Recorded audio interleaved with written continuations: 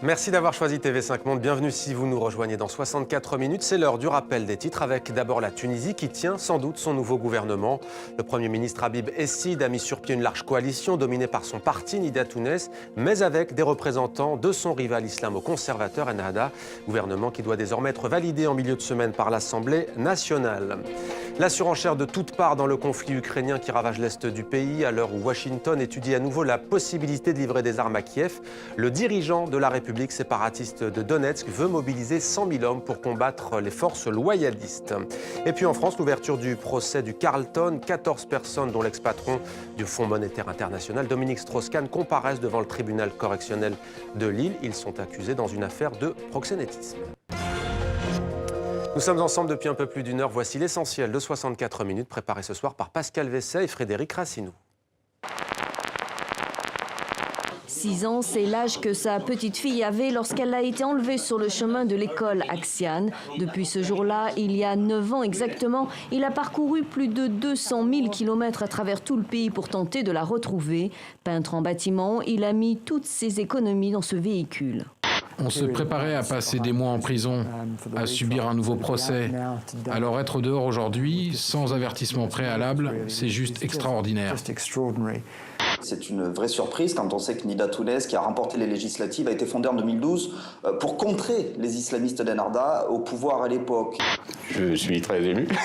Vous y attendiez ? Non, je sais pas, non, je pense pas. Non. Quand j'étais petit, je me souviens à 3-4 ans avoir dit à ma grand-mère, un jour je serai cuisinier. La gastronomie, c'est aussi quelque chose qui est partagé dans beaucoup de pays du monde. C'est quelque chose qui rapproche plutôt les peuples que l'inverse.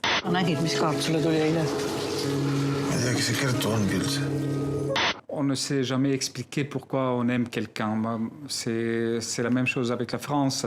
Moi, je sais que j'ai commencé à apprendre le français en autodidacte. Je n'ai pas appris en Estonie à l'école, mais juste j'ai décidé qu'il faut que je l'apprenne. Le biomimétisme, c'est le fait d'analyser comment fonctionnent les écosystèmes et de faire en sorte que la ville, finalement, soit capable de recycler ses propres déchets, de transformer ces déchets en ressources naturelles, de suivre la course du soleil, de respecter le sens des vents dominants, pour finalement dessiner des projets qui soient sculptés en fonction des données bioclimatiques et ainsi d'inventer une architecture qui limite la facture énergétique. On sait bien qu'en Grèce, on n'arrive pas justement à collecter l'impôt. Et aujourd'hui, on nous dit on va faire payer tous ces riches, etc. en Grèce, mais ils sont déjà partis. Leurs capitaux ne sont plus là. Il faut d'ailleurs que on observe ça également en France. Aujourd'hui, vous avez 34 milliards d'euros de patrimoine français qui sont partis en Belgique. Elle a 24 ans, elle est née à Genève. C'est ce week-end qu'elle a remporté la finale suisse du concours européen. Alors, elle est francophone, mais elle chantera en anglais.